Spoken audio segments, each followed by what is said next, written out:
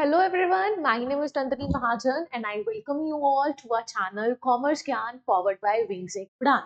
आज हम लोग एक नया लेक्चर लेके आ रहे हैं। एज यू ऑल नो कि 10+2 की लेक्चरर पोस्ट आउट हुई है एंड उस लेक्चरर पोस्ट के लिए आज हम लोग कॉमर्स सेक्शन को जो है वो कवर करने जा रहे हैं। ठीक है, तो हम लोग सबसे पहले आज सिलेबस डिस्कशन करेंगे कि हमारे पास कॉमर्स सेक्शन में क्या सिलेबस अवेलेबल है और उस सिलेबस को देख के हम लोग अपनी जो है वो तैयारी जो है वो स्टार्ट कर देंगे। अभी तक ऑफिशियल सिलेबस जो है वो आउट नहीं हुआ है, हम लोग पुराना सिलेबस लेके चल रहे हैं एंड इसी सिलेबस के अकॉर्डिंग हम लोग जो है अपनी लेक्चरर की कॉमर्स की सीरीज को स्टार्ट करेंगे। सो आज हम लोग सबसे पहले सिलेबस की डिस्कशन करते हैं कि एक्चुअली सिलेबस में बोला क्या जा रहा है। सिलेबस बहुत ईजी है, सिर्फ एक पार्ट है जो प्रैक्टिकल पोर्शन है, not that much practical portion but quantitative techniques का पोर्शन है, बाकी सारा थ्योरेटिकल पार्ट है। तो अब हम लोग इस लेक्चर को स्टार्ट करते हैं और देखते हैं कि इस लेक्चर में हमारे पास क्या क्या सिलेबस जो है वो मेंशन है। ठीक है, सबसे पहले यहाँ पे है management and organizational behaviour. Management जो टॉपिक है कॉमर्स सेक्शन वाले हम लोग मैनेजमेंट 11 से पढ़ते आ रहे हैं, बट 11 में हमारे पास बिजनेस ओरिएंटेड मैनेजमेंट थी। बट जैसे ही हम लोग 12th में शिफ्ट करते हैं मैनेजमेंट टोटली बेस्ड हो जाती है फ्योल के प्रिंसिपल्स, टेलर के प्रिंसिपल। क्लास 12th की जो सेकेंड चैप्टर है बिजनेस स्टडीज का, उसके अंदर आ जाता है टेलर के प्रिंसिपल, फ्योल के प्रिंसिपल, फिर मैनेजमेंट के जितने भी फंक्शंस हैं, planning, organizing, staffing, directing, controlling, सभी फंक्शंस के ऊपर एक स्पेसिफिक चैप्टर जो है वो मेंशन है। सिमिलरली इसमें भी जो फर्स्ट पार्ट है वो है मैनेजमेंट एंड ऑर्गेनाइजेशनल बिहेवियर। सबसे पहले इसमें है मैनेजमेंट की थॉट्स। मैनेजमेंट की थॉट्स में हमारे पास थ्योरीज के बारे में बोला जा रहा है। जो डिफरेंट डिफरेंट हमारे पास जो फिलोसफर्स थे उन्होंने थ्योरी लाई थी, like management and approaching contingent, situational management, contribution of management, Taylor's की साइंटिफिक मैनेजमेंट थॉट, फ्योल के कंट्रीब्यूशन। अगर हम लोग टेलर और फ्योल के प्रिंसिपल्स की बात करें, हमारे पास फ्योल के भी प्रिंसिपल्स हैं और टेलर के भी प्रिंसिपल्स हैं। जैसे कि अगर हम लोग बिजनेस स्टडीज के चैप्टर सेकंड में जाते हैं, दैट पर्टिकुलर चैप्टर जो है वो सोली फोकस्ड करता है टेलर और फ्योल के प्रिंसिपल्स पे। ठीक है, वो टोटली फोकस किस पे करता है, फ्योल के प्रिंसिपल पे। अगर मैं फ्योल के प्रिंसिपल्स की बात करूं, we are having 14 principles of Fayol और टेलर के हमारे पास कितने प्रिंसिपल्स हैं, 7 कुछ प्रिंसिपल्स टेलर्स के भी हैं। But once you are going through the Fayol के प्रिंसिपल्स में क्या दिया गया है, अगर हम थोड़ा थोड़ा ओवरव्यू लें कि स्टैंडर्डाइजेशन होना चाहिए वर्क में, यूनिटी ऑफ कमांड होना चाहिए, यूनिटी ऑफ ऑर्डर होना चाहिए, रेम्यूनरेशन ऑफ पर्सन होनी चाहिए। ठीक है, हमारे पास प्रॉपर फिक्स्ड टेन्योर देना चाहिए एम्प्लॉयज को। ये जो फ्योल और ये जो टेलर के प्रिंसिपल हैं, ये टोटली फोकस करते हैं कि अगर हम लोगों को एम्प्लॉयज की कंट्रीब्यूशन को बढ़ाना है अपनी कंपनी में, इफ वी वांट कि जो एम्प्लॉयज है वो 110% अपना इस कंपनी को दे, तो हम लोगों को उनसे कैसे काम करवाना है, किस तरीके से काम करवा के चलना है। जैसे रेम्यूनरेशन ऑफ प्रिंसिपल है सब फ्योल का प्रिंसिपल।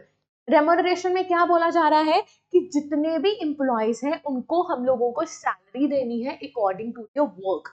अगर जिस तरीके से वो काम कर रहे हैं उन, जैसे कि कोई मैनेजर की पोस्ट पे है उसको मैनेजर के अकॉर्डिंग सैलरी मिलनी चाहिए, ना कि हम लोगों को उनको सैलरी प्रोवाइड करनी है क्लर्क की पोजीशन के अकॉर्डिंग।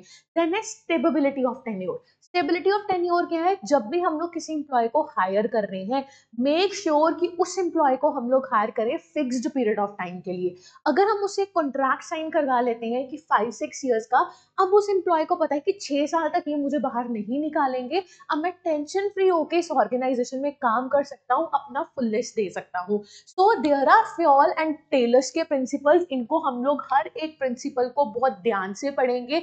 ये मोस्ट इंपॉर्टेंट प्रिंसिपल है, चाहे हम अपने ग्रेजुएशन की बात करें, मास्टर्स डिग्री की बात करें, अब जैसे 12th की बात करें, ये प्रिंसिपल हर जगह बहुत इंपॉर्टेंट है।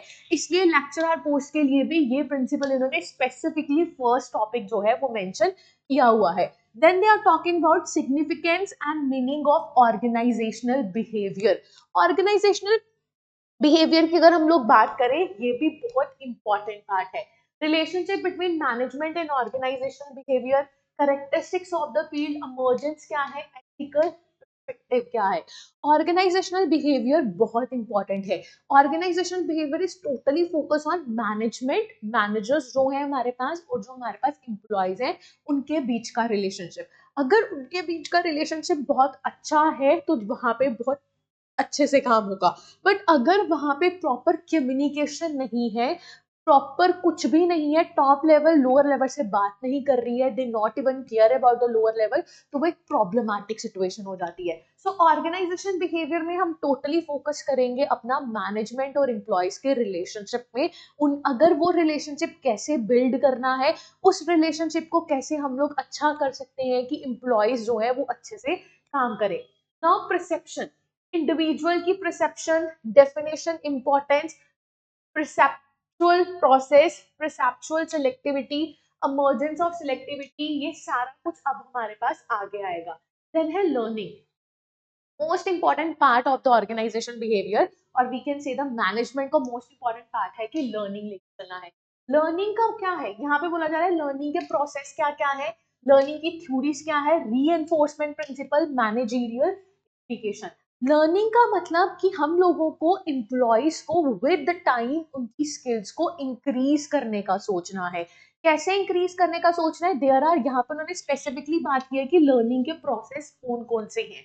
इसका मतलब जो भी एम्प्लॉयज हमारी कंपनी में काम कर रहे हैं, विद टाइम मार्केट में चेंजेस होते हैं। लाइक चार जीपीटी आ रहा है, एआई टूल आ रहा है। अब जो एम्प्लॉयज पहले से काम कर रहे हैं, they are not aware about the AI tool, ChatGPT को, तो उनको क्या करना है, विद टाइम हम लोगों को जो वर्कर्स हैं उनकी स्किल्स को इंक्रीज करना है, या तो ऑन द जॉब ट्रेनिंग्स देके या ऑफ द जॉब ट्रेनिंग्स देके। तो यहाँ पे पूछा है लर्निंग प्रोसेस कैसा होना चाहिए, on the job. On the job मतलब जब वो काम कर रहे हैं, काम करते करते उनको न्यू न्यू स्किल्स को लर्न करवाओ। या ऑफ द जॉब मतलब उनको वर्किंग स्पेस से थोड़ी देर के लिए छुट्टी दे दो और उनको ट्रेनिंग के लिए भेज दो, सो दैट विद टाइम वो अपनी स्किल्स को इंक्रीज कर सकें। सो लर्निंग प्रोसेस हमारे पास डिफरेंट डिफरेंट है। सो सबसे पहले आ रहा है फ्योल के principles, behaviour, then you are having a learning process. Then आ रहा है पर्सनालिटी। पर्सनालिटी को कैसे इंप्रूव करना है, state in personality, determinants of personality, environmental determinism, theory of personality, difference between personality, ethics, characteristics, implications for management. Personality plays a very important role in the organization. Once we hire any employee into our organization, make sure कि हम लोगों को उस employee की personality के बारे में पता होना चाहिए। personality ये नहीं कि गुड लुकिंग वे, नो, पर्सनालिटी मतलब उसके लाइक्स क्या है, डिसलाइक्स क्या है, उसका फैमिली बैकग्राउंड क्या है, किस चीज में उसका इंटरेस्ट है, किस चीज में उसका इंटरेस्ट नहीं है। अगर हमें एक पर्सन की पर्सनालिटी के बारे में पता चल जाता है, हम लोग बहुत अच्छे तरीके से उस एम्प्लॉय की जो स्किल्स हैं उसको यूटिलाइज करके अपनी ऑर्गेनाइजेशन का रोल प्ले कर सकते हैं। लाइक कोई पर्सन कम्युनिकेशन स्किल्स में बहुत अच्छा है, we can use that employee into sales department. ठीक है, कोई मैथमेटिक्स में बहुत अच्छा है, उसको उस अकाउंट्स के डिपार्टमेंट में हम लोग उसको यूज कर सकते हैं। So personality is not about the outer looks, but we are talking here about the skills, the trades the person possesses. ठीक है, देन आ रहा है मोटिवेशन। मोटिवेशन तो इंपॉर्टेंट टॉपिक है, ये हर बार पूछा जाता है कि मोटिवेशन, मोटिवेट करने के क्या क्या तरीके हैं। हमारे पास एक हायरार्की टूल भी है जिसमें हमें बताया जा रहा है कि किसी पर्सन को मोटिवेट करने की ये सीरीज होती है। सबसे पहले उसकी बेसिक नीड्स होती है, once basic need is fulfilled, वो आगे वाली नीड पे जाता है, सेल्फ एस्टीम नीड पे जाता है, फिर वो अपनी लव एस्टीम नीड पे जाता है। सो मोटिवेट करने के भी, एम्प्लॉयज को मोटिवेट करने के भी काफी ज्यादा तरीके हैं। तो यहाँ पे मोटिवेशन प्रोसेस के बारे में बात हो रहा है। There are different theories of motivation, ERG theory, McClelland's need theory, Victor Vroom's expectancy theory, theory of status Adams. तो मोटिवेशन के भी हमारे पास डिफरेंट डिफरेंट थ्योरीज हैं। बेसिकली ये एक पर्टिकुलर टॉपिक उठा रहे हैं, उस टॉपिक में ये डिफरेंट डिफरेंट थ्योरीज या प्रोसेस के बारे में तुम लोगों से पूछ रहे हैं। ठीक है, अब हम लोग चलते हैं ट्रांजैक्शनल एनालिसिस। ओके, नेक्स्ट है ट्रांजैक्शनल एनालिसिस।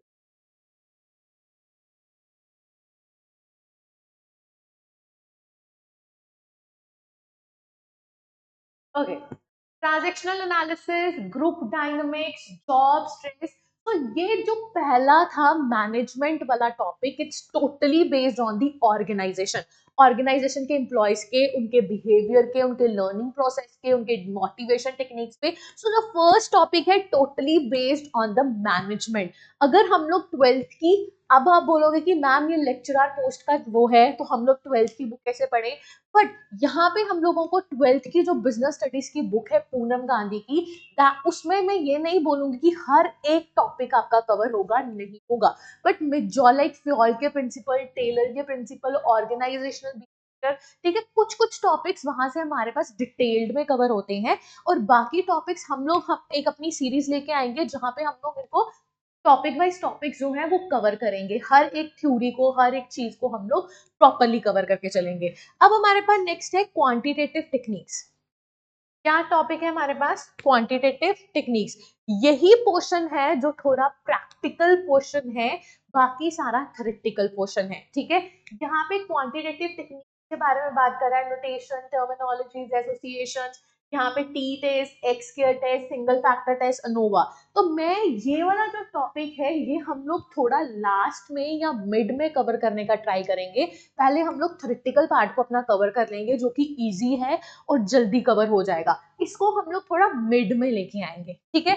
नेक्स्ट जो है वो है ह्यूमन रिसोर्स मैनेजमेंट। ये तो सबसे इजी टॉपिक लगता था मुझे अपने टाइम पे भी, कि ह्यूमन रिसोर्स में आप कोई भी एक चैप्टर पढ़ लो, एक चैप्टर पढ़ लिया मतलब एचआरएम तो पूरा हो गया, ठीक है। अब मुझे आप लोगों का नहीं पता है, सी यहाँ पे भी ट्रेनिंग एंड डेवलपमेंट की बात की, यहाँ पे भी हमारे पास ट्रेनिंग एंड डेवलपमेंट की बात की जा रही है। सबसे पहले है पर्सनल फंक्शन में approaches, function of HRM, organization of personnel department, principles, personnel policies, everything. उसके बाद ऑर्गेनाइजेशन एंट्री, सबसे पहले है जॉब एनालिसिस। जॉब एनालिसिस होता है जब भी हम लोगों को किसी पर्सन को रिक्रूट करना है। एचआर का काम क्या है? ह्यूमन रिसोर्स को मैनेज करना, चाहे वो ऑर्गेनाइजेशन के अंदर है या रिक्रूटमेंट प्रोसेस को हैंडल करना, ठीक है। अब देखो यहाँ पे job analysis, job description, specification, recruitment selection policy of recruitment, selection process, ये जो पूरा पार्ट है ये हमारा क्या है? सिलेक्शन प्रोसेस का पार्ट है। जब भी हम लोग किसी पर्सन को रिक्रूट करने का सोचते हैं ना, कि यार इस पोजीशन के लिए किसी पर्सन को रिक्रूट करना है, सबसे पहले हम देखते हैं उस जॉब की प्रोफाइल क्या है, उस जॉब की प्रोफाइल के अकॉर्डिंग हम लोगों को क्या क्या रिक्वायरमेंट चाहिए एक पर्सन के अंदर। रिक्वायरमेंट के बाद वी विल सी कि हम लोगों को जॉब एनालिसिस, जिस जॉब के लिए हायर करना है उस जॉब की क्या क्या रिक्वायरमेंट है, प्रॉपर एनालिसिस करो, उसकी एक डिस्क्रिप्शन बनाओ, देन रिक्रूटमेंट स्टार्ट करो। रिक्रूटमेंट में क्या क्या पॉलिसी है, समटाइम्स हम लोग इंटरनल रिक्रूटमेंट कर लेते हैं थ्रू प्रमोशन एंड ट्रांसफर्स, और कभी कभार एक्सटर्नल रिक्रूटमेंट्स करनी पड़ती हैं। तो ये था हमारा रिक्रूटमेंट के रिलेटेड। अब आ रहा है ट्रेनिंग एंड डेवलपमेंट। जिस भी पर्सन को हम लोग हायर कर रहे हैं उस पर्सन को ट्रेनिंग होती होती है, चाहे तुम किसी भी कंपनी में जॉब के लिए चले जाओ, वहां पे तुम लोगों को इंटर्नशिप के लिए या ट्रेनिंग्स के लिए हायर करते हैं, क्यों करते हैं? So that you become familiar to that particular job. So उसके बाद once we done with the recruitment process and selection process, we are coming to the training and development part. Different training methods क्या है, process of training क्या है, management development, evaluation of training, ये सारा कुछ training के साथ हमारा आ जाएगा, ठीक है। देन है परफॉर्मेंस अप्रेजल। एम्प्लॉय को हायर किया, ट्रेनिंग दिया, नेक्स्ट स्टेप होता है कि जो भी एम्प्लॉय ने काम किया है, जैसा भी वो काम कर रहा है, उसको अप्रेजल करो, उसको एनालाइज करो कि वो सही कर रहा है। Industrial relationship, grievance handling, collective bargaining, discipline, participated management, industrial dispute, ये टोटली एक हमारा रिक्रूटमेंट प्रोसेस है। और रिक्रूटमेंट प्रोसेस मतलब HR is totally concern with the employee. Employee को क्या करना है? रिक्रूट करना है। रिक्रूट करने के लिए जॉब की क्या स्पेसिफिकेशन है, उसके लिए हमें किस किस तरीके से एक एम्प्लॉय को हायर करना है। Once we hire that employee, we go on a training process. Training के बाद उसकी जॉब परफॉर्मेंस को हम एनालाइज करते हैं, ठीक है। एनालाइज करने के बाद देखते हैं कि उसका इंडस्ट्री में रिलेशन कैसा है अपने को वर्कर्स के साथ और मैनेजमेंट के साथ। देन हम लोग डिसिप्लिन चेक करते हैं, पार्टिसिपेटिव मैनेजमेंट, इंडस्ट्रियल डिस्प्यूट्स, ये सारा का सारा हमारा एम्प्लॉय से रिलेटेड है। ये बहुत इजी टॉपिक है, एचआरएम करना इज सो इजी, ये तो तुम लोग थोड़ी देर में हम लोग इसको कवर कर लेंगे और ये सबसे इजीएस्ट टॉपिक है। देन आ रहा है production and operational management. Production, okay, production, ठीक है। सबसे पहले हम लोगों ने क्या किया, मैनेजमेंट थॉट्स, क्वांटिटेटिव, ठीक है, एचआरएम। अब आ रहा है प्रोडक्शन एंड ऑपरेशनल मैनेजमेंट में introduction, work environment, plant layout, ठीक है, inventory management, quantitative framework, material management, production planning, demand forecasting, quality control, ये टोटली प्रोडक्शन के साथ है। प्रोडक्शन की भी छोटी सी बुक आती है एक, उसमें सारे के सारे टॉपिक्स हमारे कवर हो जाते हैं, ठीक है।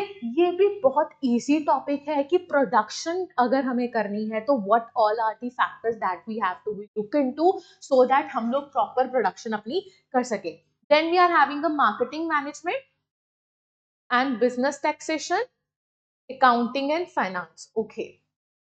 Marketing, once we are done with the production part, we will move on to the marketing part. Marketing में marketing and sales is different. Marketing में होता है कि जो हम लोगों ने प्रोडक्ट बनाया है उस प्रोडक्ट की हम लोग जितनी इंफॉर्मेशन कस्टमर को दे सके वो दे, सो दैट उस प्रोडक्ट की हमारी सेल हो जाए। सो हमारा काम है अपने प्रोडक्ट की पूरी इंफॉर्मेशन किसको देना, कस्टमर को प्रोवाइड करना through different different tools, advertisement करके, online offline different different way से। तो ये सारा आ रहा है marketing management, strategies, marketing planning, consumer का बिहेवियर क्या है। जब भी हम लोगों को मार्केटिंग करनी होती है we focused on the consumer only, कि कंज्यूमर किस तरीके से हमारे प्रोडक्ट की डिमांड कर रहा है, एक्चुअली में कंज्यूमर चाहता क्या है, ठीक है। Product planning, pricing policy, different different channels, marketing channels होते हैं, किस किस चैनल्स के थ्रू हम लोग अपने प्रोडक्ट की अवेयरनेस मार्केट में क्रिएट कर सकते हैं। Different distribution channels, like we want a wholesaler और कस्टमर डायरेक्ट, और we want any mediator between it, so हम लोगों को डिफरेंट डिस्ट्रीब्यूशन चैनल्स देखने पड़ते हैं। मार्केटिंग इंफॉर्मेशन, कैसे अपनी प्रोडक्ट की इंफॉर्मेशन कस्टमर तक पहुंचाए, पर्सनल सेलिंग करनी है, डायरेक्ट सेलिंग करनी है या इनडायरेक्ट सेलिंग करनी है।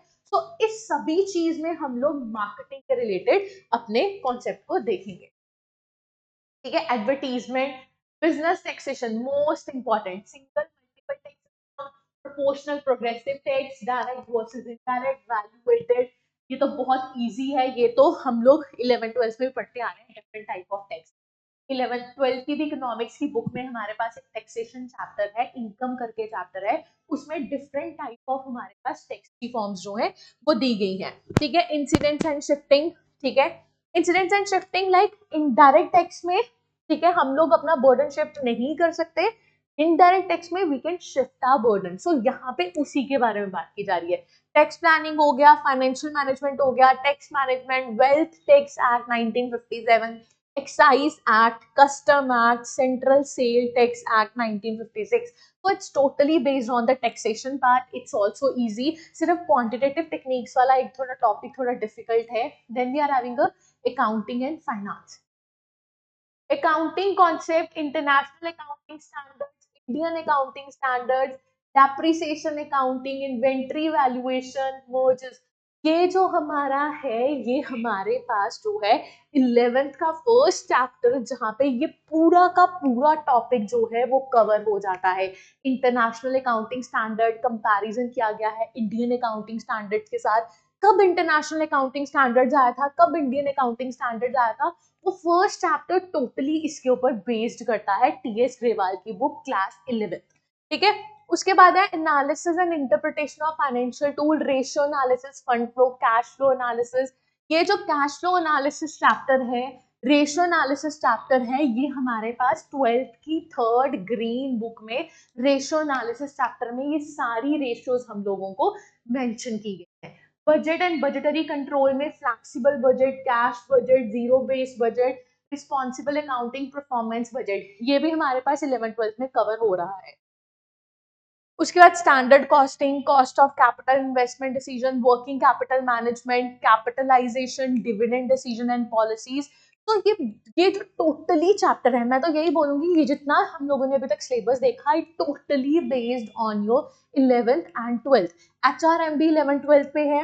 HRM जो है वो हमारा ग्रेजुएशन का टॉपिक है, ठीक है, क्योंकि हमारे पास 11th 12th में HRM टॉपिक कवर नहीं होता है। सबसे पहले management thought totally based on the 11th 12th syllabus, ठीक है। देन HRM ग्रेजुएशन सिलेबस आ गया हमारे पास। Then we are having this accounting standard, ये भी मैंने तुम्हें बता दिया कौन सी बुक में कौन सा चैप्टर है। Then we are having this taxation policy. Business taxation is also graduation syllabus. ठीक है। देन मार्केटिंग मैनेजमेंट, ये भी हमारे पास मेजॉरिटी कवर हो जाता है। क्लास 12th की सेकेंड बुक मार्केटिंग चैप्टर है, उसमें उसमें कवर हो रहा है, ठीक है। प्रोडक्शन के लिए this is based on your graduation syllabus, ठीक है। परफॉर्मेंस अप्रेजल, ह्यूमन रिसोर्स मैंने बता दिया। हाँ, ये जो थोड़ा सा पार्ट है ये तुम्हारा कवर होता है मास्टर्स में ही कवर होता है। बाकी जो तुम्हारा है वो सारा 11th 12th and graduation phase है।